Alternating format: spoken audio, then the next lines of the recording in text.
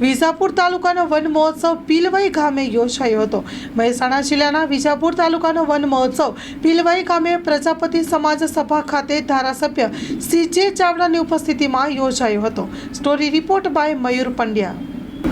One મહોત્સવ નિમિત્તે મહેસાણા જિલ્લામાં વિજાપુર તાલુકાનો તાલુકા કક્ષાનો વન મહોત્સવ પીલવાઈ ગામની પ્રજાપતિ સમાજ વાડીમાં વિજાપુરના range forest officer Lilaben Chaudhari અને ફોરેસ્ટર્સ અને ગામના સરકારથી યોજવામાં આવ્યો। સરકારથી અને પ્રજાપતિ સમાજના આગેવાનોના સરકારથી ખૂબ સુંદર વન મહોત્સવનું આયોજન થયું।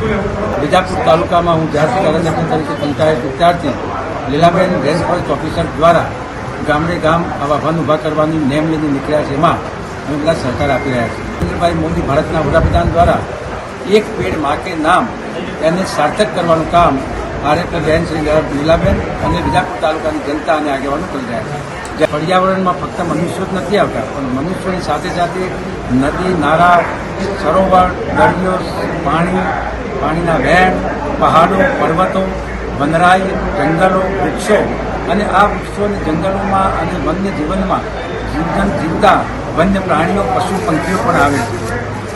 વાઇલ્ડ લાઈફમાં પશુ પંખીનું જતન અને જંગલી જાનવરનું પણ જતન કરવું એ જંગલ ખાતું પર્યાવરણને શોધેલું કામ વિજાપુર તાલુકામાં થઈ રહ્યું છે। કેટલીક જગ્યાએ વન્ય પ્રાણીઓ છેક નદીના કિનારા ઉપર હમણાં દેવિયા ટીચાવા ગામે મગરથી એક વ્યક્તિ ભોગ બન્યો અને મૃત્યુને ભેટ્યા।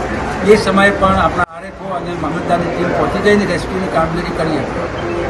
કોઈ વ્યક્તિ ગો કે ચંદન ગો પકડીને જ્યારે એને શિકાર કરતી હોય ત્યારે એવા વ્યક્તિને વાઇલ્ડ એક્ટ નીચે સપડાવીને પોલીસ કેસ કરીને એક ઉત્તમ દાખલો બેસાડ્યો છે। સસલા જેવા નિર્દોષ પ્રાણીઓનો કોઈ શિકાર ન કરે અને જીવદયા પ્રત્યે લોકોની મમતા વધે એ માટે પણ એમને સારા એવા કામો કર્યા છે।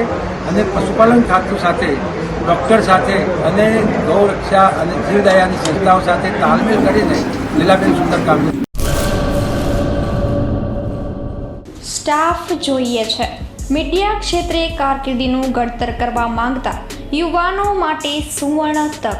ન્યૂઝ એન્કરિંગ કરી શકે તેવા એક મેલ, ન્યૂઝ એડિટિંગ માટે એડોબ પ્રીમિયરના અનુભવી 2 મેલ, માર્કેટિંગ કરી શકે તેવા ઉત્સાહી 1 મેલ।